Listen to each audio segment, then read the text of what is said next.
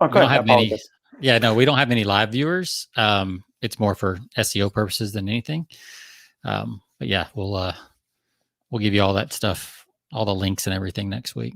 Yeah, please do. I'm more than happy to share and tag and Okay. throw some listeners your way. All right.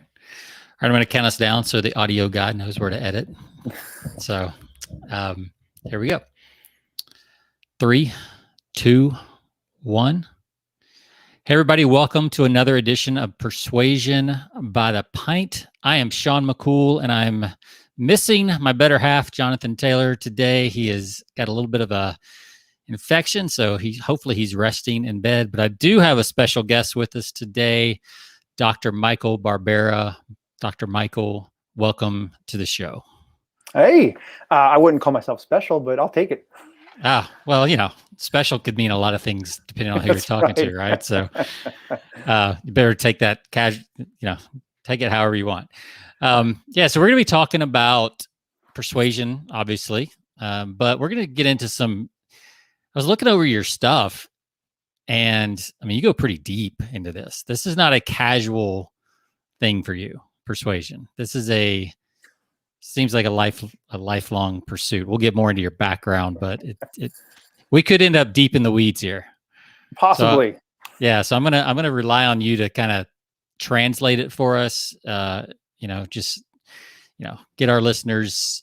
We'll stay out of too big of words, hopefully. But I was just going through some of your blog articles, doing some research and things like that, and it looks very interesting. So I'm excited to talk about it. But before we do that, we always talk about our beverages first, because this is Persuasion by the Pint after all. And I think you and I are kind of in the same lane today. I did not bring a craft beer today. I brought a different beverage.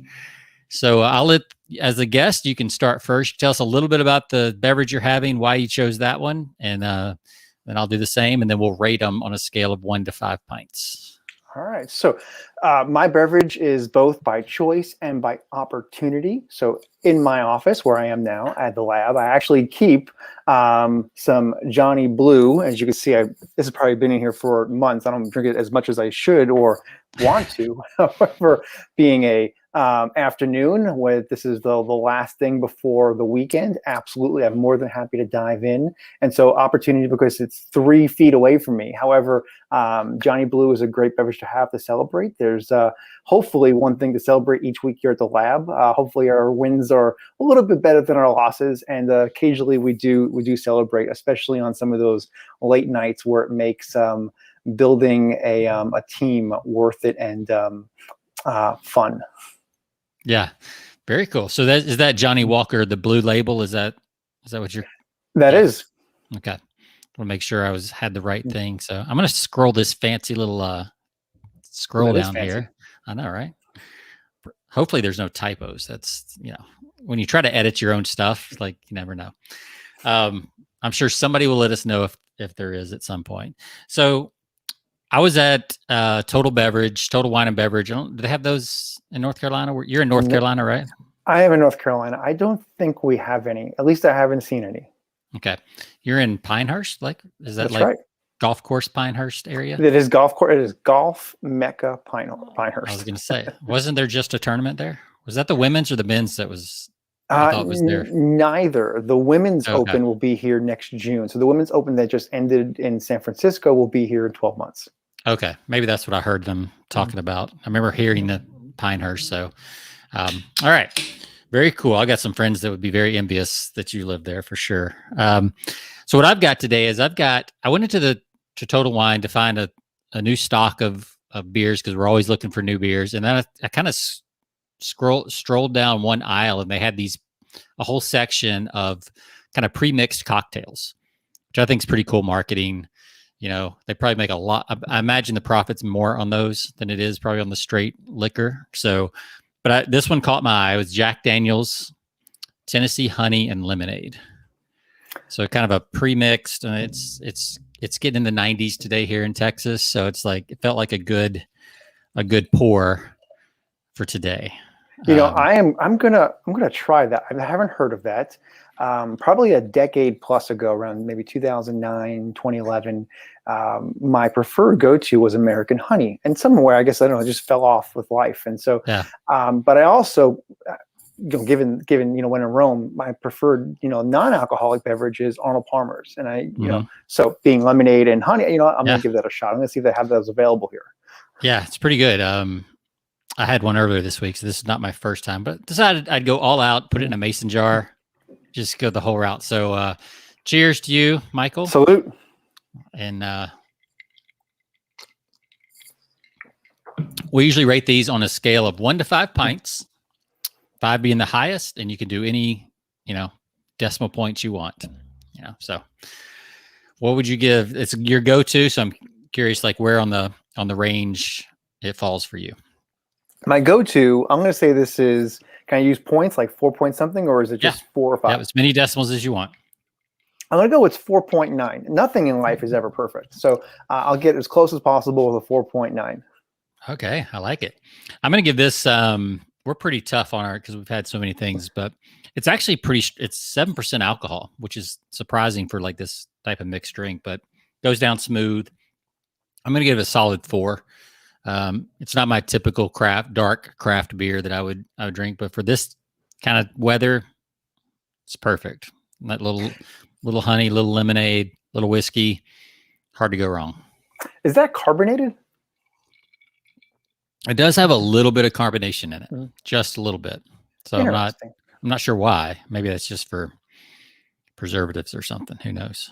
But yeah, it does have just a little bit of. If you pour it too fast, it will spill over on you. So, but it's good quality drink, great for the boat, golf course, any of those things. Probably wouldn't want too many on the golf course at 7%, but it depends on how well you hold your alcohol. All right, well, let's dive in. I'm super excited. Let me read a little bit about our guest today. He said I could paraphrase, but because it's a long bio. But Dr. Michael Barbera is an award-winning consumer psychologist and business strategist for Fortune 50 companies, leading expert in the complex factors that drive the entire consumer decision-making process, including consumer behavior, emotion, and experience. His practice areas include social psychology, decision-making, brand management, marketing, product placement, and long-term business growth strategies. He has worked with large organizations including Boeing, Microsoft, the Washington Post, John Deere, Harley-Davidson, Lend-Lease, United States Department of Defense, United States Department of State. Saw some other cool stuff here. In 2015, the White House recognized Michael for his many contributions to entrepreneurship. Michael shares research, insights, and thought leadership as a celebrated keynote speaker, host of the Psychologist podcast, and dynamic TEDx presenter. So, Dr. Michael, welcome again to the show. I'm still here. There you are. All right. So let's just kind of dive. I was going through your site, and we're just going to kind of feel our way through this. Psychologist, which is Psychologist Labs, that's your company, correct? That's right. Okay, so let's talk a little bit about how that came about and kind of how you ended up there. We'll give that little bit of background. You mentioned earlier that this is potentially a lifelong pursuit. That's not terribly incorrect. However, I work in consumer psychology. The technical name for the field is behavioral economics. Very rarely do you hear a child wake up in the morning and say, I want to be a behavioral economist when I grow up. Like, what is that? So let's go way back to the mid-early 90s. I was a drummer in a rock band at the age of 13. In New York City. And so every Halloween we would host, our guitarist's parents had a backyard.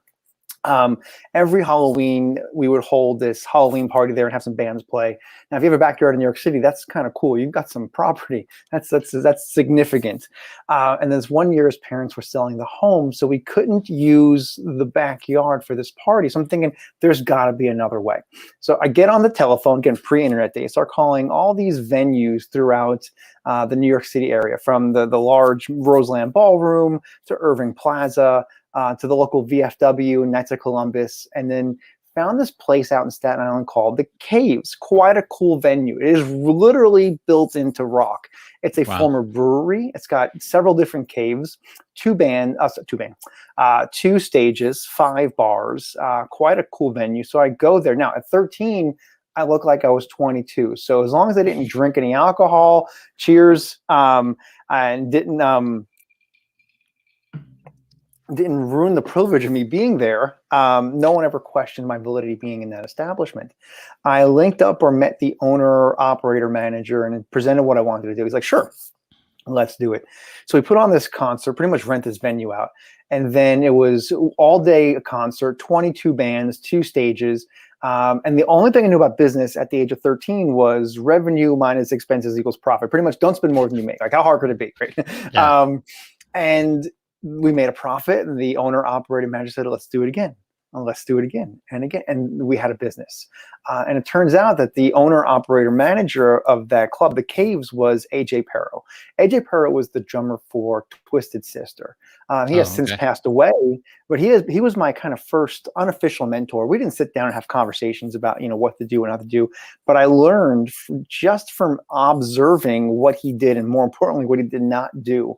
At the age of 17, that business was acquired. It's still in business today. It's Catalyst Promotions. They're headquartered out of Tampa. I have no affiliation with that today. However, in that journey from 13 to 17, I would have these observations of how people made decisions at the bar, when buying their tickets, when buying products from bands throughout the concert venues, merchandise. And I was always curious about how people made one choice over another. And then eventually I went to college and learned there was a whole field of study of this. It's called behavioral science, behavioral economics. Well, here I am.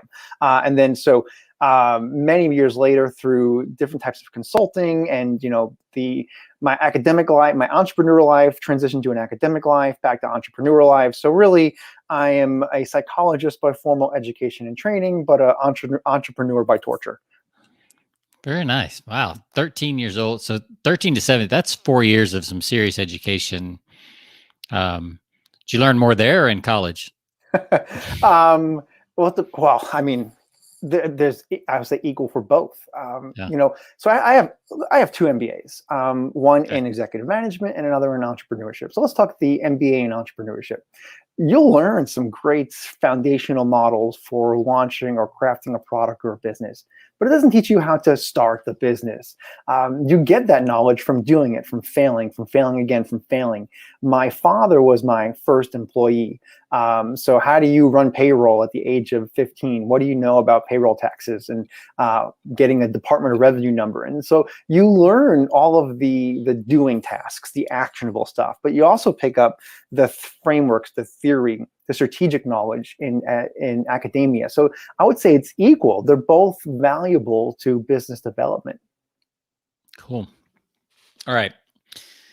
So we've kind of got, so you fell into this, not fell into, but you study this behavioral economics, behavioral science. Kind of give us the definition of, that was one of my questions, like what exactly is behavioral science or economics? Like how would you define it and then dumb it down for the rest of us once you define it? Traditional, I'll give 2 answers. Traditional economics is based upon utilitarian needs. So you buy a house because you need shelter. You buy food because you need subsistence. Behavioral economics is making decisions or financial decisions based upon wants, needs, or emotions. However, pretty much if microeconomics and applied psychology had a baby, that would be behavioral economics. So for example, we can probably get by living in a studio apartment, but we prefer the 5-bedroom house with a pool. We can probably get by in a Vespa or having a bus pass, but we prefer to drive a Maserati. So we buy things based upon experience than utility. And that's the premise or foundation of behavioral economics. Got it. All right. So as we move forward, I was going through some of your studies. Is there any like big glossary things we need to get out of the way? Like the word heuristics, for example. Are there any of those kind of words that we need to kind of put out there and describe before we start talking about some of the details? Or should we just... Well, I'm more than happy to share the detail of what a heuristic is. However, I'll also give analogies of the work without being technical. We'll have some Cool. fun and oh yeah, because yes, even though I am a researcher and I study human behavior, I'm still flawed. I still like to go shopping like everyone else. I'm like, well, if I'm at a store, I'll be like, you know what? That's good. Well, darn you, IKEA. That is genius. Yeah. Wish I would have thought of that myself. But here And it's that is funny, right? I mean, that's like, we know this stuff. I mean, like as a copywriter, like I know good copy when I see it and it still works. Like that's the cool stuff about all this. It still works, even though, you know, do you think it works better if you know it? Because they say salespeople are the easiest people to sell. You know, that's an old saying. I don't know. I think I get tougher and grumpier when it comes to sales as I age and learn more about research. I think my standards get higher, and I get grumpy when someone reaches out to me and they don't use applied science or persuasive principles. So I think it's more frustrating for me. I think it's more of the start of a case study. And I've come up with these like policies for myself where if someone asks me, well, what do you do for a living? And then they proceed to tell you something. Well, if I had to tell you what I do, I'm probably not going to buy it. So I get grumpy in my old age when it comes to persuasion and sales. Yeah, I can see that because like I do, like if the salesperson doesn't hit a couple like key things that I think they should be doing, I'm like, dude, you're not even doing the basics. Like I can't give you my money and give you a commission if you don't at least do the basics. But if they do hit those things, you know, I'm happy to give them because I've been on that side, you know. So I appreciate it's kind of like if you've ever waited tables, right? Like you have a lot more respect for people who are servers or than if you've never done that. Yeah. So in your scenario, as being a marketer and working in copy, I would assume that you're critical of other people's writing. So I'm confident that if you were to read any kind of, say, text-based advertisement, whether it be from a brochure, magazine, or a digital ad, I'm sure your anxiety peaks when you see something that breaks principles that you follow and that you would advocate for with your own work or your clients or your team members. Yeah, for sure. And then I have to remind myself that I don't actually know the results because just because it doesn't look right doesn't mean it's not working.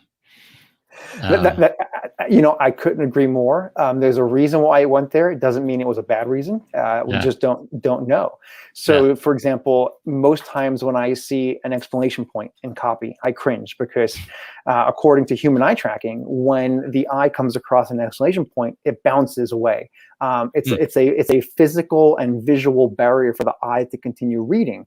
So it's difficult to have a call to action below an exclamation point. So when I see that, I cringe. But they might have other research that suggests in that specific scenario that it's a positive affect. That's good. I mean, you're talking about like that is a very like detailed observation, or I guess it's more than an observation. It's data, right? So, but and I feel that way. Like I think the better you get at copy, the less you use exclamation points. You might you start to maybe use too many ellipses, you know, ... but definitely like one of the clients I'm working with now, they hate, you know, exclamation points. And I agree. Like it's overdone and it's usually a sign of kind of amateurish copy for sure. But that's fascinating that it literally causes so what's going on with that? Like what's any idea what's behind that? Like from a human nature standpoint, why do people react and their eye goes somewhere else when they see an exclamation point? Well, it's a wall. Well, one, it's a wall. So when the eye sees it, it's difficult to perceive that. So forward. Literally, it's like instead of a period, it's like this full vertical wall for your eye to go past. It's exactly what it is. It's also aggressive, where in some scenarios, consumers don't want to be spoken to in an aggressive manner. It's more we want to be friendly and positive. So we kind of tend to shy away from exclamation points.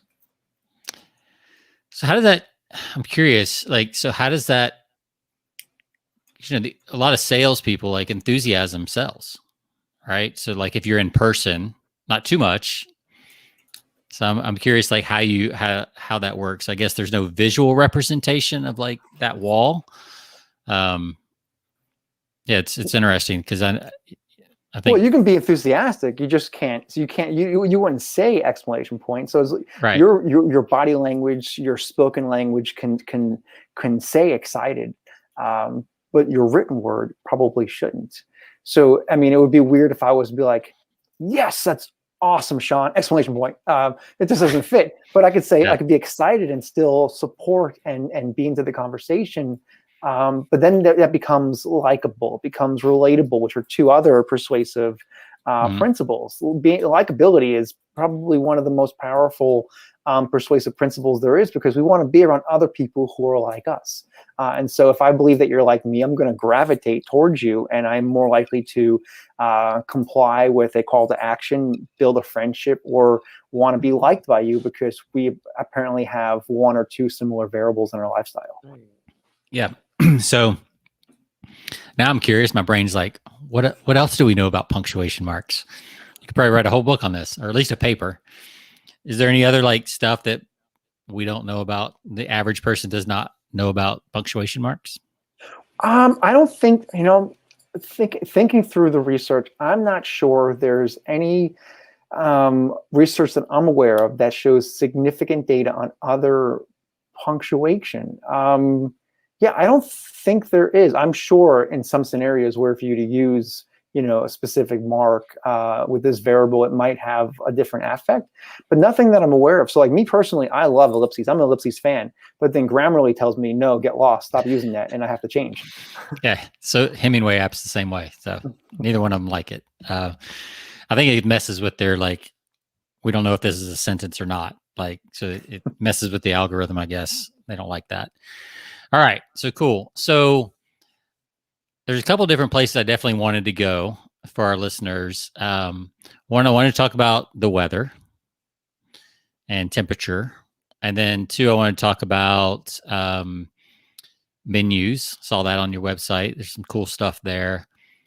And then one thing I definitely wanted, before we do those two things, we talk a lot on this show with other guests. We talk about, finding your right avatar and who you're going to talk to and those things.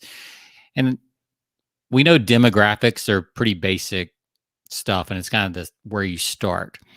But just real quick for our listeners, could you explain the importance? And this is coming up for me because I was watching a video with a previous guest, Rich Sheffrin, over at Strategic Profits. He was talking about the difference between demographics and behavior. So if you wanted to create a lookalike list, you wouldn't want a demographic lookalike, you'd want a behavioral lookalike. So I'd want both. Okay.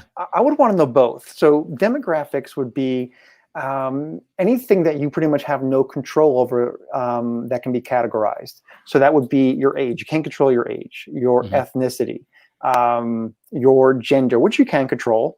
So most things are non-controllable. So your gender, your ethnicity, your age, and then the subcategories therefore, where behavior is something that you do voluntarily.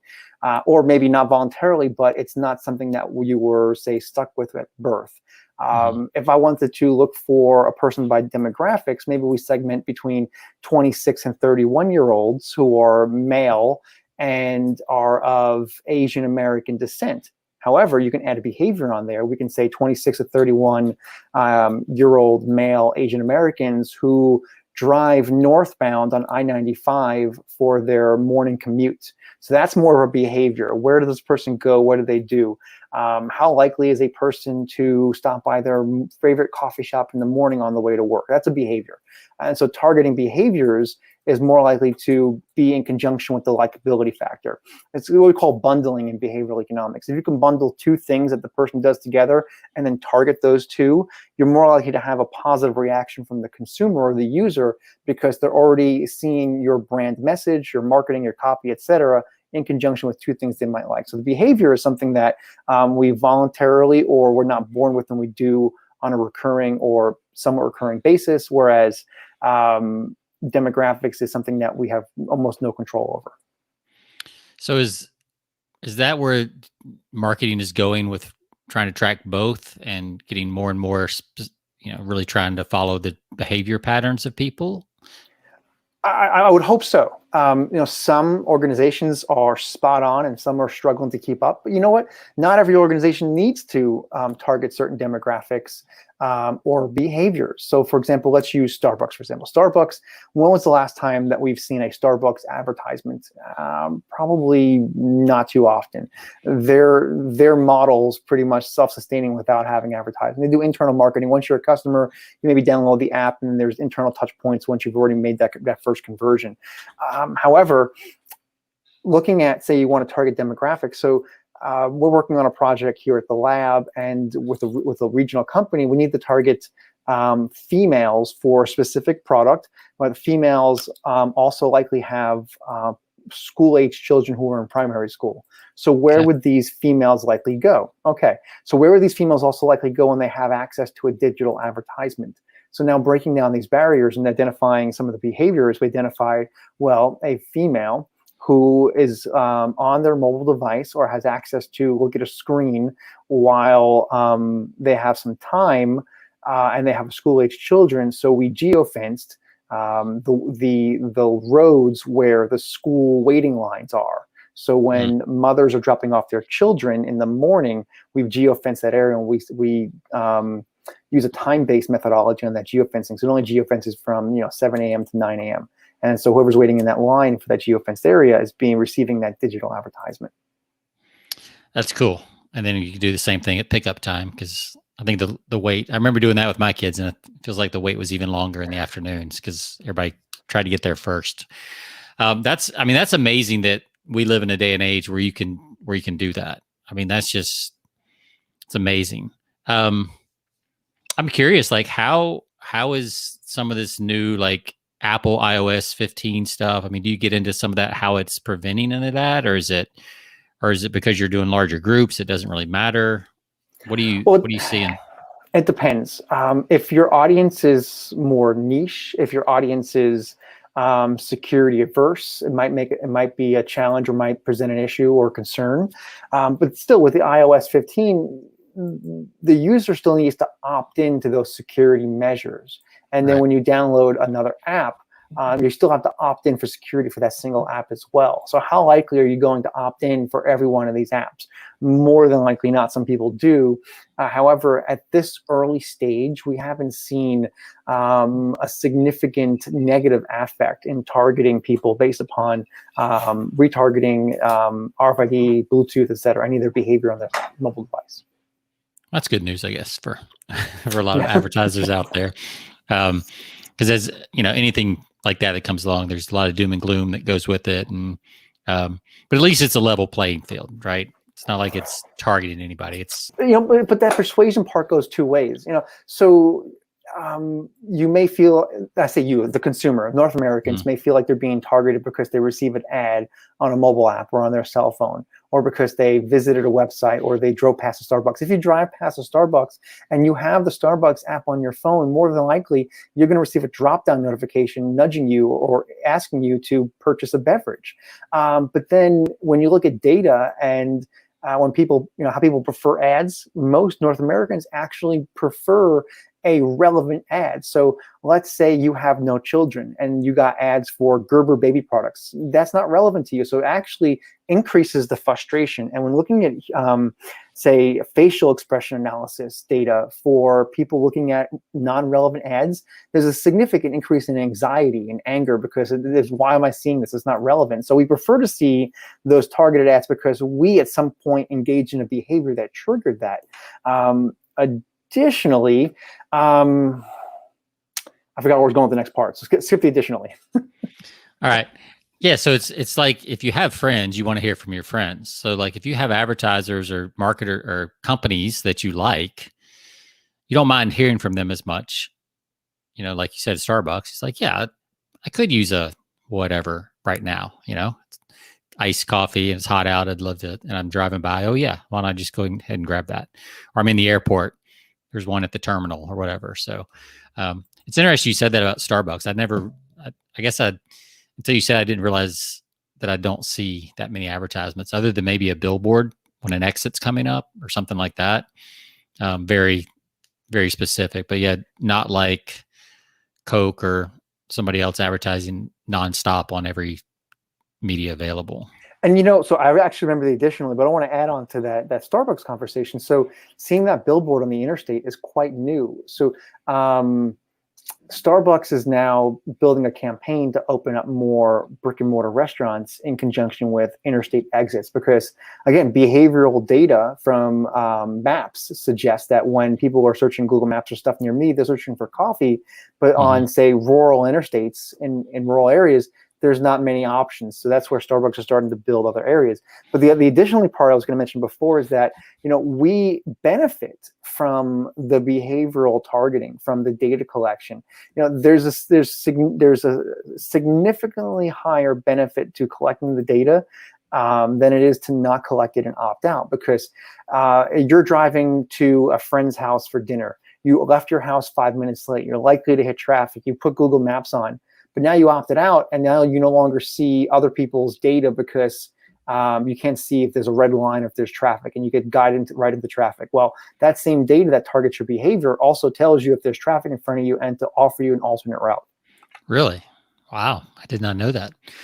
Well, that's I agree with you. I know Apple's really push. I've seen some TV commercials in the last week, especially, where they're really pushing this to opt in to all this stuff.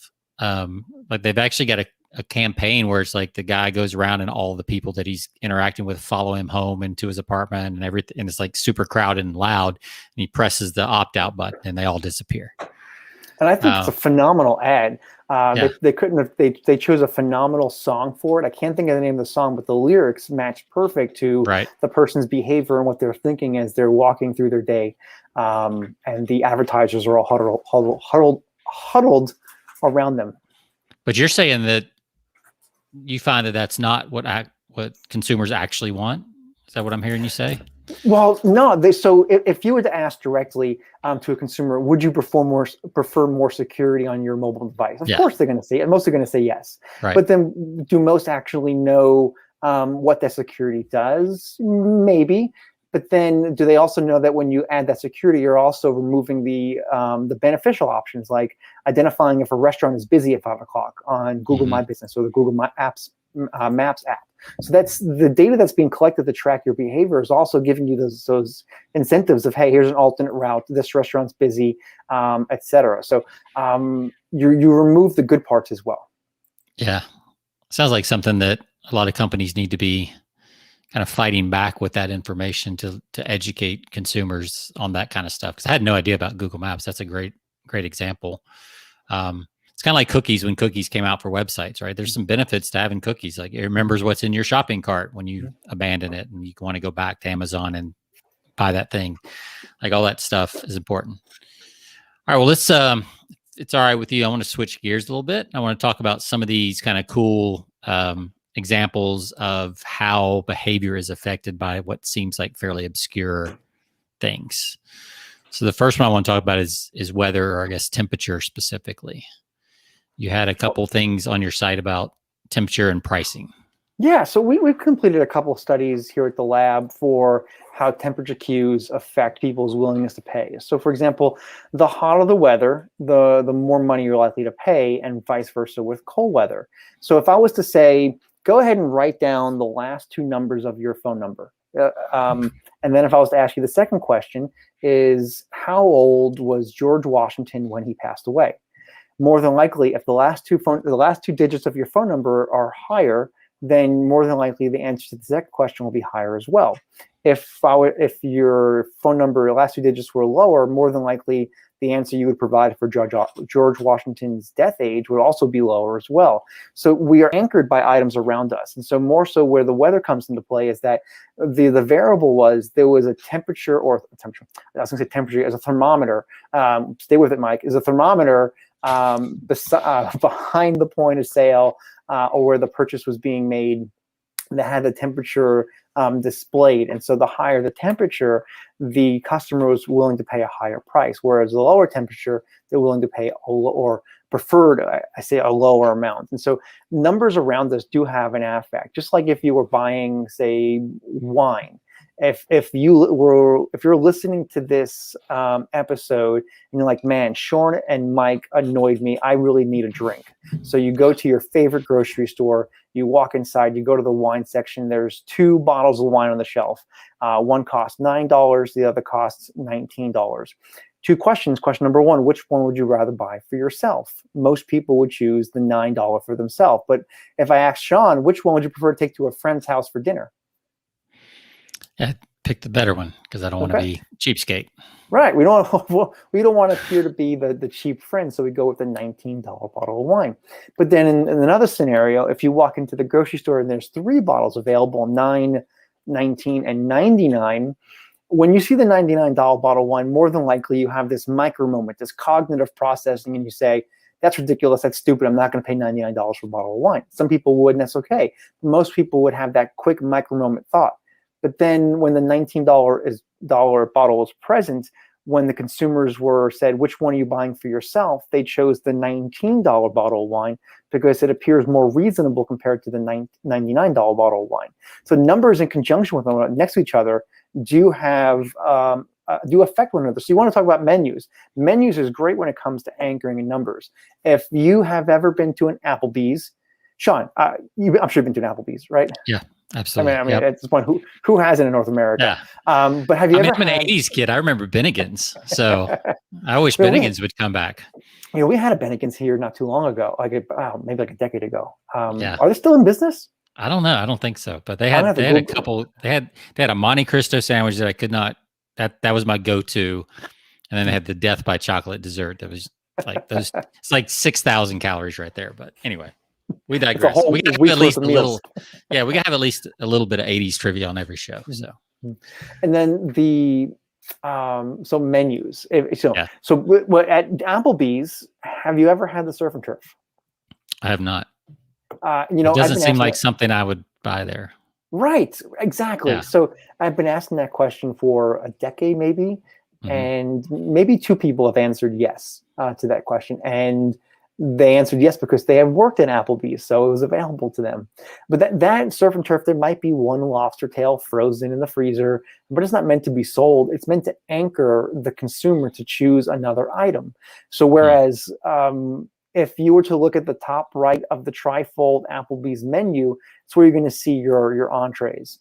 You might see chicken sandwich, chicken plates, steak, surf and turf. But then the surf and turf, depending on where you reside in the country, is either going to cost $23, $25, or $27. Yet nothing else on the menu costs that much. But you're comparing it to the other items that cost $15, $17, and $19. So it makes the other items look more reasonable. Because if you didn't have that anchored item, then we would compare Applebee's prices to their competitor, maybe across the street. Also, with anchoring on menus, when we look at menus and we see that little that company logo, like, hey, it's a preferred item, we should try that. It looks like it should be really good. But would the company really put that on the menu if it wasn't good? I hope not, at least. Yeah. But that little logo there is meant to anchor you to say, it's a preferred item. I might like that. But it's there to anchor you to an item that has a higher profit margin than other items, because the menu is one of the most persuasive items. Because when you go to a big box store, let's say you walk into Walmart, Target, Sam's Club, Costco, no one's there to say, hey, Sean, welcome to Walmart. Here's a menu of everything we have to offer. No, it's good luck. Navigate the store, figure out what you want. So the restaurant is giving you a literal list of everything they have to offer, and then more than likely, like 99.999%, you're going to make a purchase off of that menu once you are seated. However, at this point, it's not worried about the consumer making a purchase; it's making the purchase that has the highest profit margin. So we use anchors and visual displays to point people towards which item to purchase, which is hopefully the one with the higher profit margin. Your chickens, your nachos, etc. I have this right here. I'm going to pull this out. So this is why, again, I love menus. A friend of mine said, hey, Mike, can you take a look at my brochure? And I was like, oh, your brochure? Okay, sure, I'll look at your brochure. And now when you think brochure, you're thinking this trifold, glossy, you're thinking trash, right? Spam. When someone gives you a brochure, what do you do with it? You throw it in the garbage. So he hands me this brochure, and I'm going to hold it to my head so you can see it. I mean, there's a little glare from the window, but this is quite substantial. This is big, and I'm like, and it's got cart So stock. for our listeners, like, what size would that be? For our listeners, you can see the video on persuasionbythepint.com. But it looks like it's probably it's probably 11.5 by possibly 8. I owe you a measure. I thought I had a measuring tape here, so I was going to measure it for you. Yeah, you just I guess, don't. It's probably 11.5 by 8 or something. I mean, it's pretty something like that. Well, it's not quite a full sheet of paper, but it looks as long as a full sheet of paper. Well, so I'm going to open it up. Okay. So now it's like 11 by 14, I bet. So vertical, it is, that is not inches. So is it 11 by 14 or 17 maybe? No, 16 and a quarter. Okay. Yeah. And so and it's cardstock. I can hear it. Yeah. It's quite substantial. And so I'm like, dude, Spider-Man on the front, right? It does have Spider-Man. I don't know how that's going to work with intellectual property, but we're not here to talk legal stuff. We're here to talk brochures. No. So I'm like, dude, you don't have a brochure. You've got a menu. This is a menu of services, because menu in itself is persuasive. When someone says, hey, Sean, here's my brochure, you're like, oh, garbage. But if someone says, here's a menu, like, oh, okay, I'll open it up, because then your mind goes to this happy place of being in a restaurant. You know, we've all been to a horrible restaurant, but we still continue to go back to restaurants. So it doesn't keep us away. So when someone says, here's a menu, you're bundling a positive experience with something that is usually negative, a brochure. So by reframing it, people are more likely to engage with it, because it's no longer a brochure. It's no longer spam. It's a menu of service. Like, ooh, menu. I like menus. And there you go. That's a great, I don't want to gloss by this, because that's a great point, Michael, because if you put that together with what you just said, with the idea that everybody buys when they go to a restaurant virtually, right? So if you tell somebody it's a menu of services, I would think that just because of past behavior with the word menu, they're more likely to buy off of a menu than they are a brochure, right? Just calling it the menu of services, there's a little bit more neural pathways probably that's like, oh, menu, I have to pick something. That's why we're here. More than likely. Yes, I would agree with you. I mean, I know it's going to be a little different if you're, depending on what, if you go to the Porsche dealership and they say, here's a menu of our cars, that's probably going to be a little, your percentage is not going to be the same as a restaurant, but still, it definitely would have to tick something in those worn neural pathways that hear the word menu or see a menu. Yeah, because you go to the Porsche dealership, you don't want to look at a brochure. You want to stick your head in the window and get that new car smell. Yes. And then you could see yourself driving in that vehicle, and then hopefully want to buy one as well. I want to buy it before I get there, but that's just me. So, so that's cool. So I totally get like the price comparison between similar items. 2 items on a menu, you anchor the higher price. Maybe you spend a little bit more than you would, or they can just up all the prices in general because in relation to that price. But I'm still fascinated by this idea of random numbers, like a temperature, and then you're willing to spend more. Like, how can people use that? Like, if on your sales page on your website or things like that, how do we take advantage of that in an ethical way? But I mean, do you just need statistics that have higher numbers, and like any higher number works, or like what? Well, that's challenging. So in the study where the temperature cues were measured was with a hotel brand in the IHG brand of hotels. And so the temperature was behind the counter at the check-in/checkout. And when I'm trying to think of all the variables in the study, when the participant, who was an actual paying customer, was asked to choose or value their stay, the value went higher when the temperature was higher, in front of them or behind the person at the counter. And then, of course, the opposite for the lower temperatures.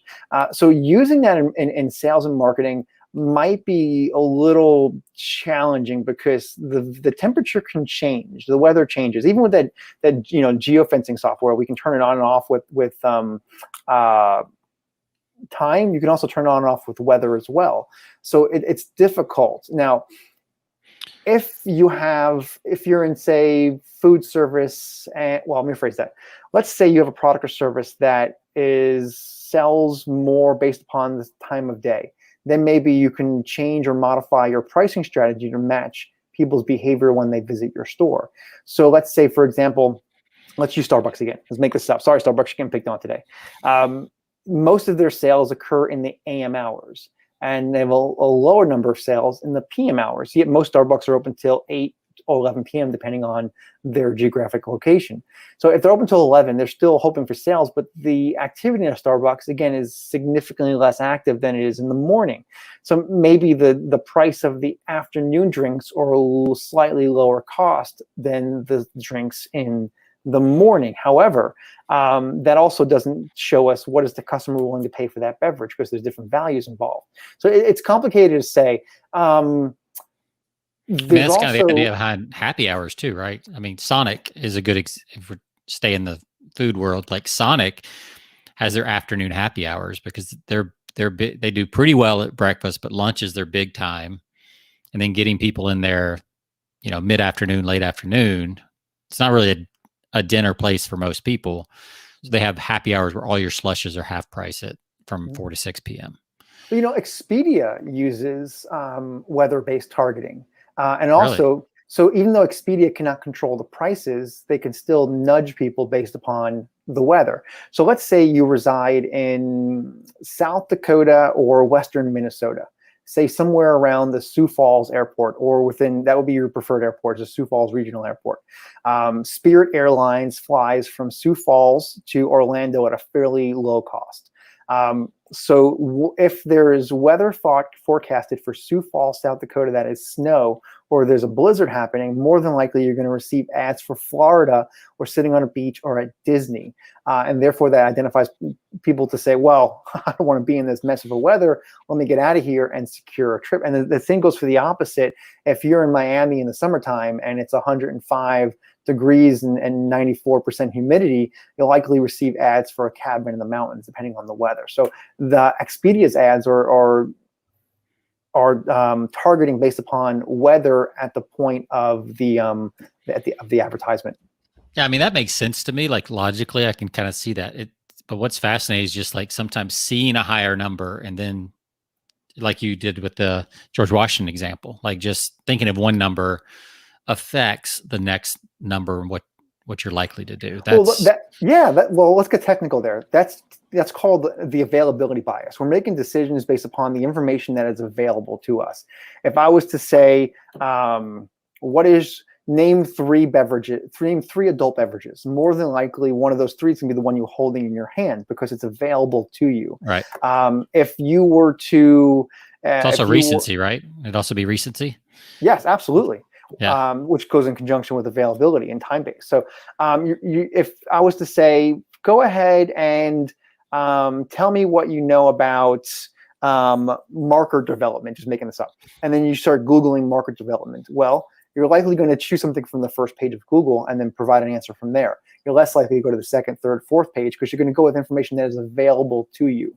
It's just like the battle that social media is having with, say, fictitious news or inaccurate reporting, or people sharing, say, misinformation, because people are making decisions based upon what other people are sharing because we see that as reliable because it's available to us. Now, although most people don't think objectively, like say, hey, it may be available to me, but it's not reliable. How objective is this? We see it like, oh, okay, that's my information for the day. And that's how we gather information and make decisions. There's so much noise around us. So, as humans, we are so busy. We as North Americans don't like to read. We don't like to search for stuff. We like things to be handed to us. So we're less likely to go digging for information. We use what's there. So say, for example, we're driving home from work and we approach a red light that we know is long. It's like a 3-minute red light. So we've been wanting to go to Sean's website all day. So let me go to Sean.com. I hit enter and it's loading. It's loading. 1,000, 2, 1,000, 3, 1,000. 4, 1,000. At that point, we're likely to bounce. That's too long for us to wait because we want things that are available to us right now. And because it won't load right away within 4 seconds, we're more likely to bounce and move somewhere else. So we'll find seanscompetitor.com and get what we need from there because the website loaded. So availability and access to information or access to resources is significant because our willingness to wait for something or to find something is we're not very patient as a society. Yeah, I've noticed that for sure. There's a couple. So, I mean, what I hear you saying is your brain is always looking for shortcuts. Any way it can save Absolutely. time and energy, whether it's for your benefit or not, the ultimate benefit is saving time and energy to your brain. So if you were to go onto your iPhone, you can create shortcuts. You can create logic on your phone to say, when I'm at home, remind me of this. Our brain is actively making those shortcuts. So you mentioned the word heuristic earlier. So a heuristic is something that we do without thought, without any kind of objective or thorough thought process. So if I was to say, I'm going to drop this marker right there and it's going to fall and put it back on the table and say, okay, Mike, go pick up your marker. More than likely, 9 times out of 10, even more than that, I'm going to pick it up with my right hand because I'm right-handed. If you're left-handed, more than likely you would pick it up with your left hand. But you didn't think about pick it up. Should I pick it up with my foot or my hand? My mouth. Okay, let me go grab it with my mouth. We don't have that dialogue. Like when you're driving and you have to make a right-hand turn, you just turn on the right turn signal. You don't think about right, up. Okay, good. It's an automatic thought. So our brain is actively finding shortcuts because just like we are exhausted at the end of the day, our brain is exhausted and wants to find the easiest method or the most efficient way of completing X. All right. That's cool. I could go in so many different directions, but what I want to talk about, one other thing that I had on my list here, and then we'll talk a little bit more about what you guys do at Persuasion. This article caught my attention since we're kind of coming out of the pandemic now, this idea of revenge spending. And is there a way for us as marketers to kind of take advantage of this? Is this a short-term trend? Like, how long do you see that? And first define it, and then tell me kind of what you've learned about this idea of revenge spending. Revenge spending is the fear of missing out on all the things we already missed out from last year. So say we were in quarantine for a year plus and we weren't able to go to a restaurant. Well, now we all we thought about for that year is things we can't have. You take something away from someone and we want it even more. Sean, you can't have this beverage. Now you want it even more. So when you take things away, we kind of lean towards it and have more of a desire towards it. So now that we couldn't have it and now we're ready to get out and enjoy life again, people, North Americans, are willing to spend money on the activities that we missed out on, and we don't want to miss out on them again. So we're willing to pay for them and willing to pay a higher price for it. So for example, facial coverings were the trend. And now that we can show our mouths again, Ulta has experienced a 65% increase in sales in the current quarter. And majority of that is attributed to lipstick. Then we can start showing our mouths again. So where we want to show it off, we want to go out to a restaurant.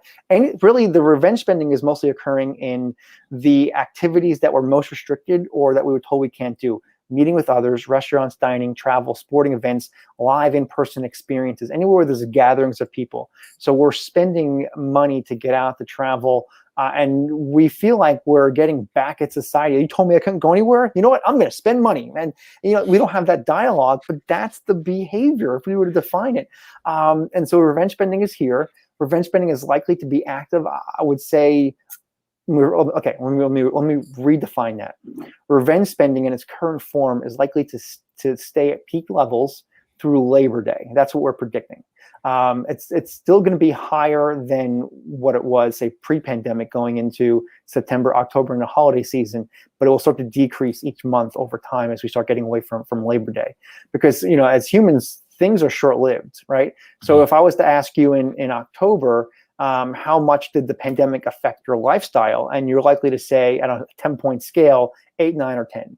If I asked you that same question today, most people would say, 5. It wasn't so bad. We got through it, depending on who's answering. So we are short-sighted. We see things like, again, availability. What's in front of us is it's sunny outside. Don't have to wear a facial covering. So it wasn't so bad after all. We made it through. But we're spending on items that we couldn't have, and we fear that we're going to miss out on moving forward.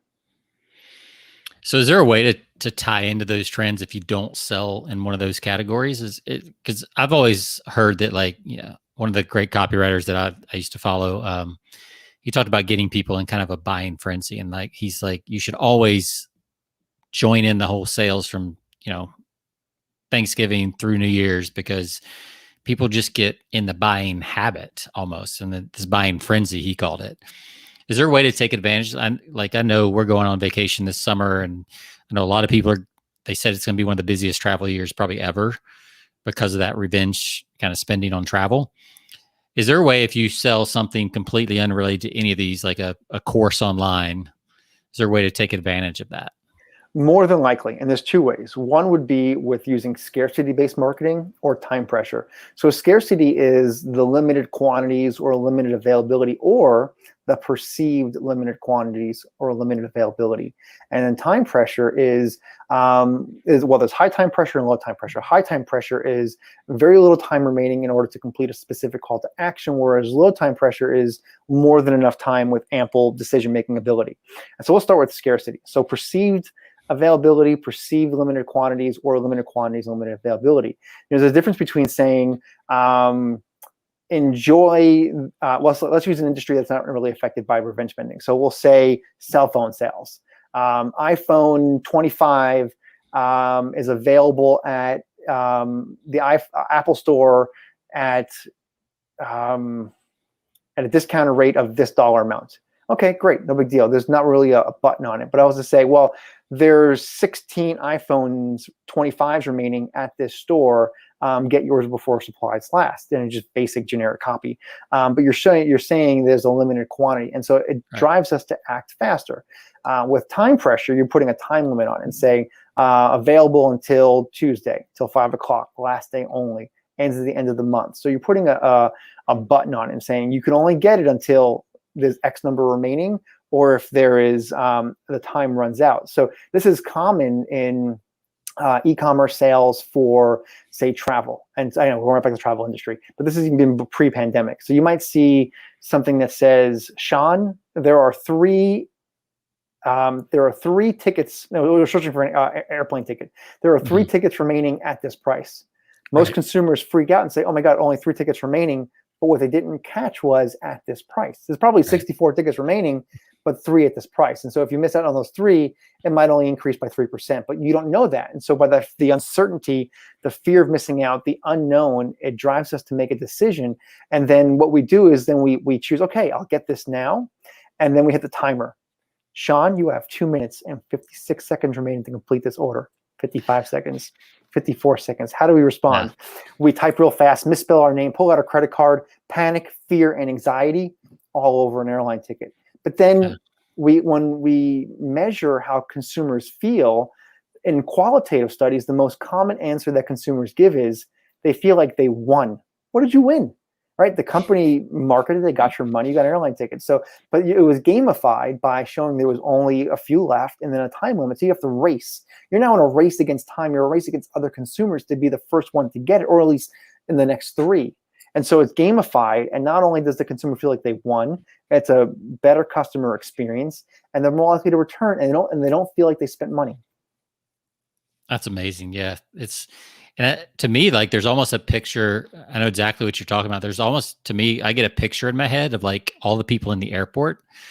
Like I literally see like that crowd all trying to buy tickets, when I see something like that. And I even know what they're doing. Like I know it's at this price, but I'm like, but is this the final at this price? Or is this, the first or second version of this? Like, because you don't know.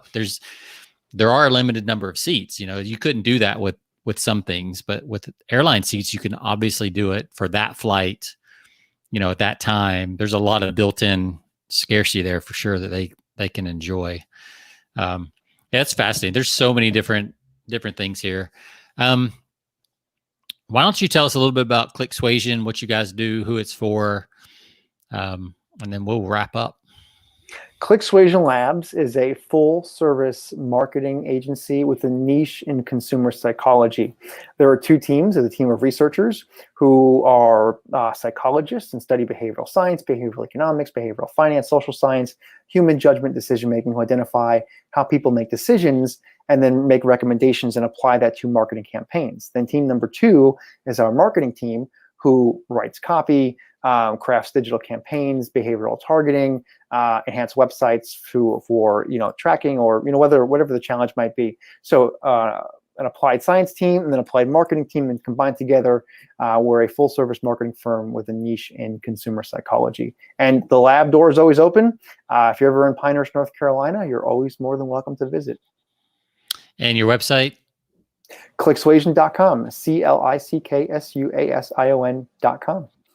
Very cool. Where's that cool little, ticket yeah, at the I bottom? should put that back up, shouldn't I? I should put that back up. There you go. It's back up.